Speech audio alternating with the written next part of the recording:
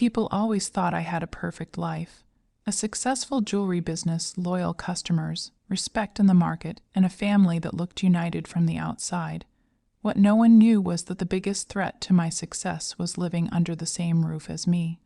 My own sister, the one person I trusted without question, the one person who watched me build everything from nothing and hated me for it. I started my jewelry business with trembling hands and sleepless nights. Every design I created carried a piece of my soul. I didn't inherit wealth. I didn't have powerful connections. All I had was talent, determination, and the belief that honesty would protect me. For years, that belief worked. My shop became known for its unique designs, its quality, and most of all, my reputation. My sister was always around, smiling, watching, complimenting my work a little too much, asking questions that felt harmless at the time. I never saw jealousy in her eyes back then, or maybe I did and I chose to ignore it.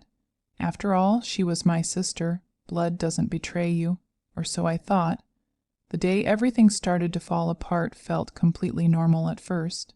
I was preparing to launch a new collection, one that I knew would change my business forever. Rare stones, custom designs, pieces worth more than money. They carried my name, my identity. I locked them carefully in my private cabinet, something I rarely let anyone near.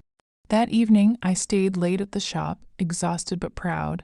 When I finally closed and returned home, my sister greeted me with unusual warmth. She asked too many questions about my day, about the collection, about how well the business was doing.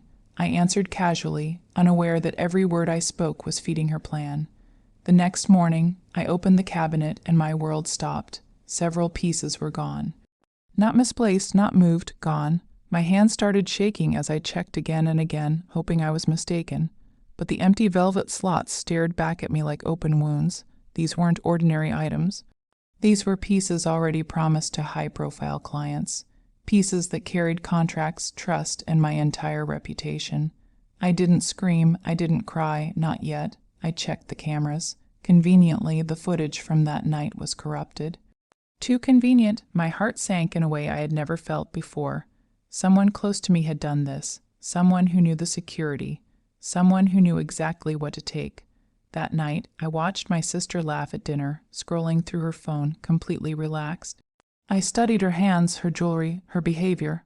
Every instinct inside me was screaming her name, but my heart refused to accept it. Then the real damage began. Within days, rumors started spreading.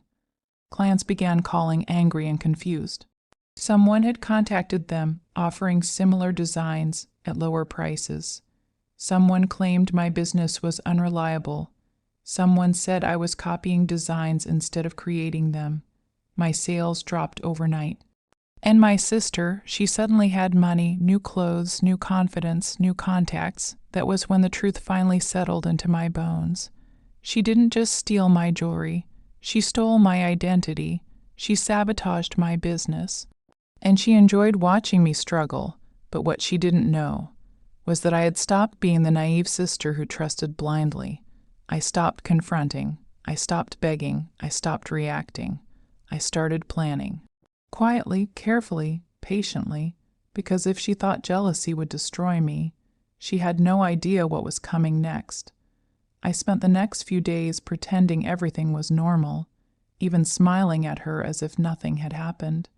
Every word I spoke, every gesture I made was carefully calculated. I wanted her to feel untouchable, to lower her guard, to make her believe she had already won. And she did. She was careless, overconfident, dangerous, but I knew that was her weakness. I started by quietly gathering evidence. I reviewed every transaction, every message, every email that had passed through the business. I checked the unusual orders, the new clients she had brought in, and the strange deposits in her accounts. Piece by piece, I mapped the entire chain of deception. It was worse than I had imagined. She had been planning this for months, studying my habits, my routines, even my personal life.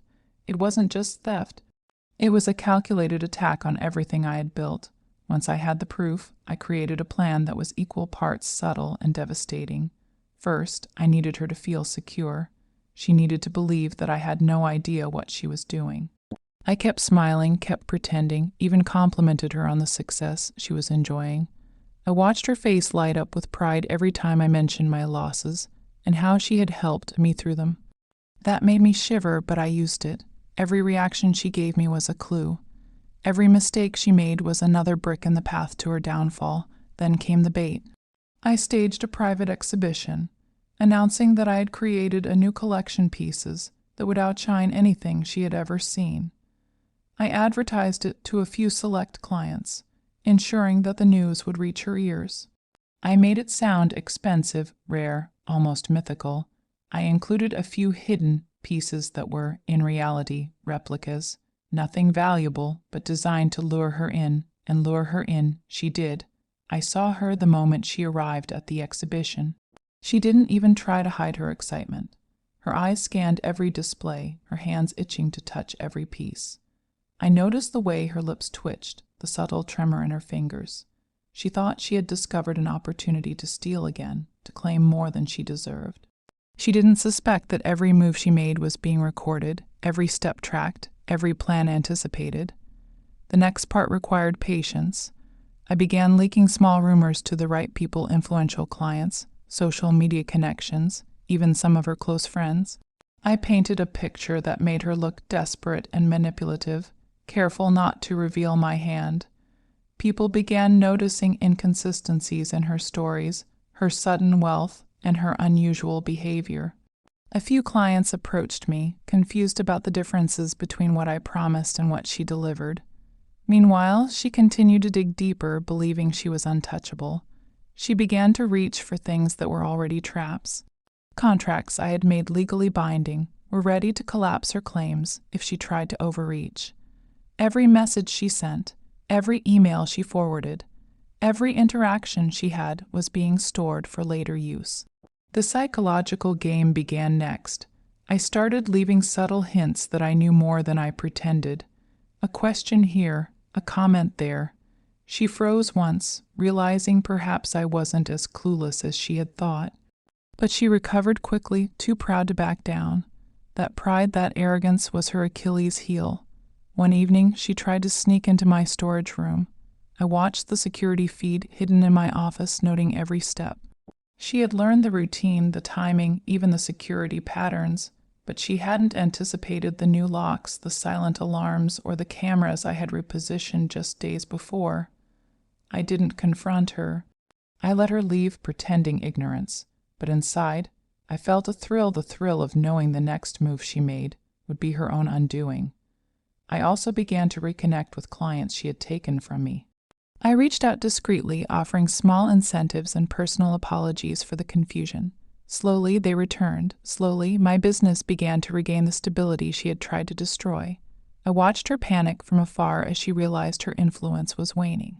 She couldn't understand how I had recovered so quickly, and that ignorance fueled her recklessness even more. By the time she realized she was losing control, it was already too late. Every piece of evidence, every carefully documented act of theft, every step of her manipulation had been captured and secured. I had built a fortress of truth around myself while letting her believe she was still in power. And when the moment came to strike, I would do it in a way that would leave her with nothing, not just the stolen jewelry, not just the business, but her pride, her credibility, and her confidence. She never expected me to be patient. She never expected me to outsmart her at every turn. She never expected that the sister she had tried to ruin would be the one holding all the cards quietly, calmly, and without mercy. The shift in her behavior became impossible to ignore. The sister who once walked around with confidence now moved like someone being hunted. She checked her phone obsessively, snapped at small inconveniences, and watched everyone around her with suspicion. She could feel control slipping through her fingers, and that fear made her dangerous. I knew this phase well. Desperation doesn't make people retreat. It makes them reckless. I gave her just enough hope to keep her moving forward. I told her I was struggling again. I mentioned debts that didn't exist, suppliers who were supposedly refusing to work with me. I watched her eyes light up with relief, thinking she still had the upper hand. That was when she made her biggest mistake. She offered to help me. She said she knew investors who might be interested in buying into my business. She spoke softly, kindly, like a savior, but I knew what that meant.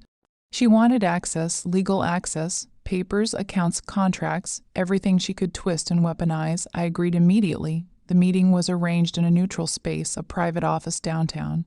She arrived with two men I had never met before.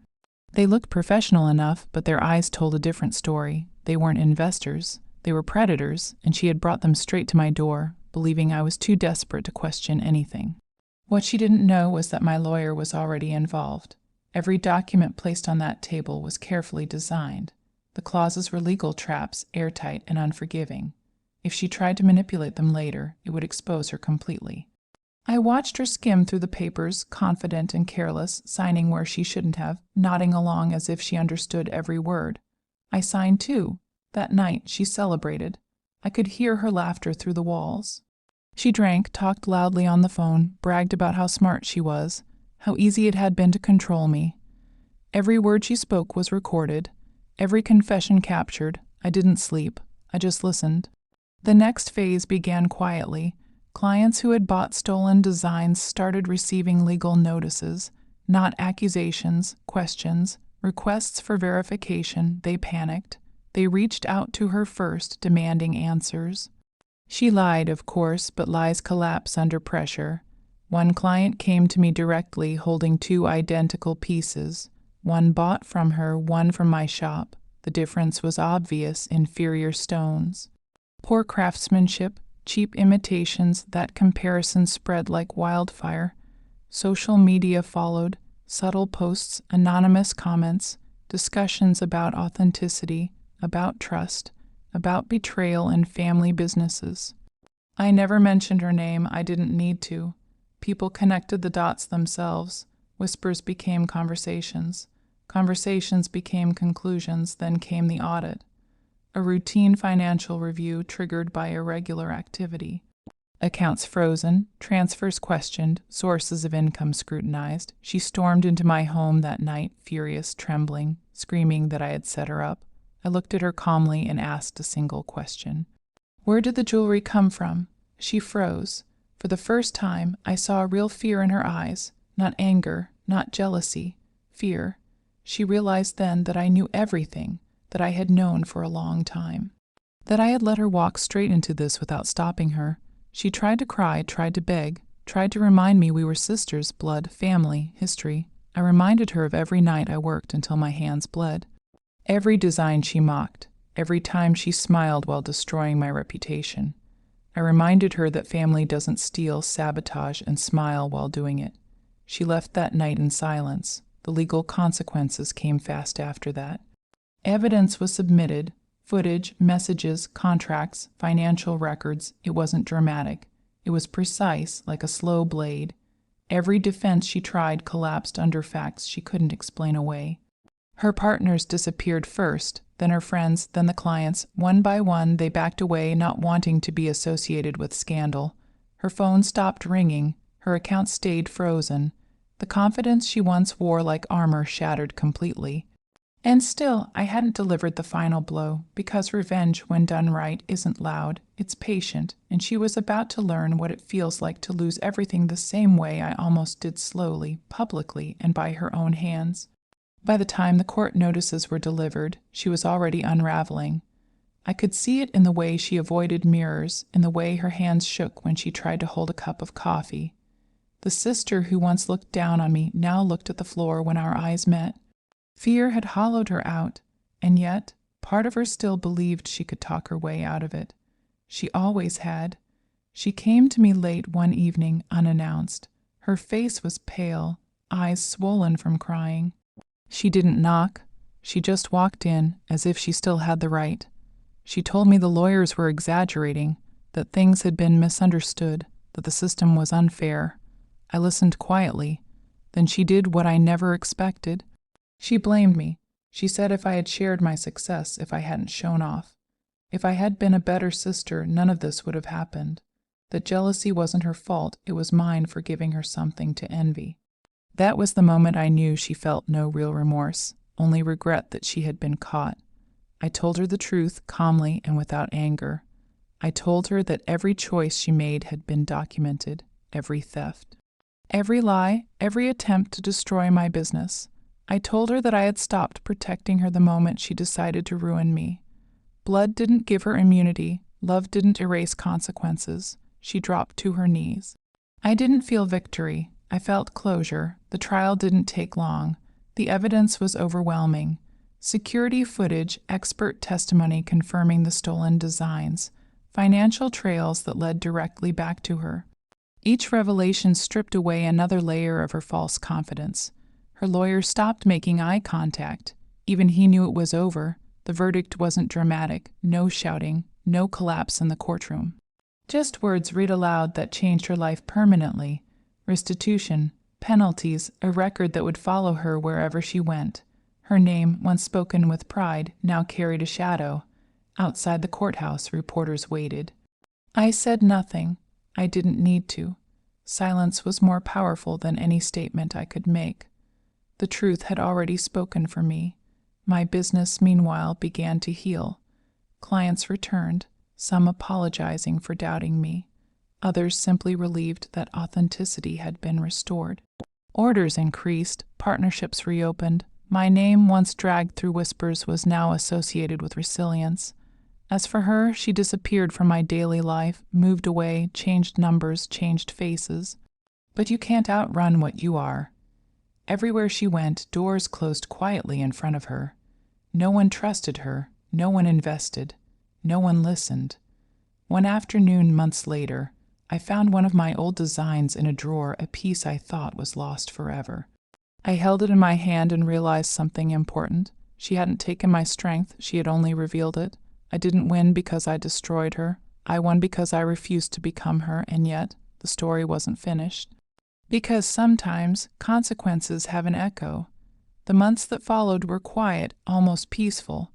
My business thrived, my reputation healed, and I could finally breathe without fear of betrayal. Yet in the back of my mind, I knew that the story with my sister wasn't over, not entirely. People like her never truly disappear. They wait, they plan. They hope to strike when you least expect it. One evening, I received a message from an unknown number. It wasn't threatening, not overtly. Just a picture, one of my pieces of jewelry stolen years ago now displayed in what looked like an online auction. A note, you can't hide from what's already gone. I smiled. This was exactly what I had anticipated. She still underestimated me. She believed she could taunt me, that I would panic, that I would make a mistake. I began my next move. I traced the auction to a small boutique halfway across the country. My sister had no idea I had contacts everywhere. Lawyers, private investigators, even trusted friends, everyone played a role in ensuring that every move she made could be countered, every deception exposed. I didn't want confrontation, I wanted certainty. The boutique was empty when I arrived, quiet except for the soft jingling of bells on the front door. I saw the display immediately, my stolen designs lined up as if waiting for me. But I wasn't angry. I wasn't even surprised. I took out my phone, recorded everything, and contacted the authorities. Not a word to her. I let the law speak this time. I didn't need theatrics. When the police arrived, my sister walked in behind me. Her eyes widened in shock. She hadn't expected me to come to confront, to ensure that she couldn't escape her past.